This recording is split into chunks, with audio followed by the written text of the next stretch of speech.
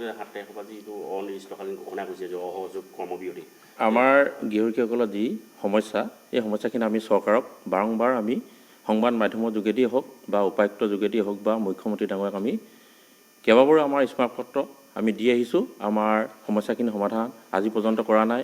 যিহেতু আপোনালোকে গম পায় আমাৰ গৃহকী এজন আৰক্ষী বলৰ কনিষ্টবলৰ সমানেই দিন ৰাত একাকাৰ কৰি কৰ্তব্য পালন কৰি আহিছে, কিন্তু এজন কনিষ্টবলে যি সা সুবিধা পায় চৰকাৰৰ সেই সুবিধা আমি নাপাওঁ আৰু কৰ্তব্য অৱস্থা সমানেই তেওঁলোকৰ দৰেই আমাৰ। আৰু দ্বিতীয় কথাটো হ'ল আমি আমাৰ সমস্যাসমূহ বাৰংবাৰ আমি চৰকাৰক আবেদন নিবেদন কৰি অহাৰ পিছত চৰকাৰৰ লগত আমাৰ 3বাৰ আলোচনা হৈছে, কিন্তু 3বাৰ আলোচনা হোৱাৰ পিছতো আমাৰ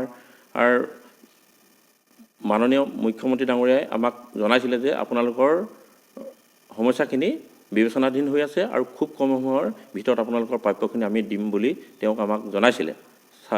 6 ডিচেম্বৰত আমাৰ গুৱাহাটী পানীখাটিত যি এই কেন্দ্ৰীয়ভাৱে আমাৰ 6 ডিচেম্বৰ আমাৰ পালন কৰে সেই তাত আমাৰ মুখ্যমন্ত্ৰী ডাঙৰীয়াই আমাক জনাইছিলে। সেয়ে আমি সন্মানীয় মুখ্যমন্ত্ৰীক আপোনালোকৰ মাধ্যমৰ যোগেদি আমি অনুৰোধ জনাইছোঁ যে আগন্তুক যি বাজেট অধিৱেশন হ'ব সেই বাজেটত আমাৰ গৃহকীসকলৰ প্ৰাপ্যখিনি ধৰিব বুলি আমি আশাবাদী হৈ আছোঁ।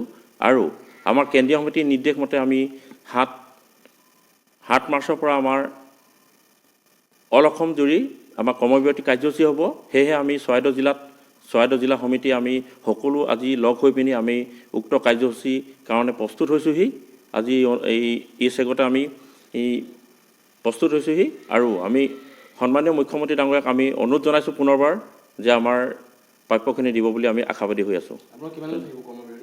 আমাৰ অনিৰ্দিষ্টকালীন হৈ হ'ব, যি পৰ্যন্ত আমাক আলোচনা নেমাতে তেতিয়ালৈকে আমাৰ কাৰ্যসূচী আমাৰ অবিৰতভাৱে চলি থাকিব।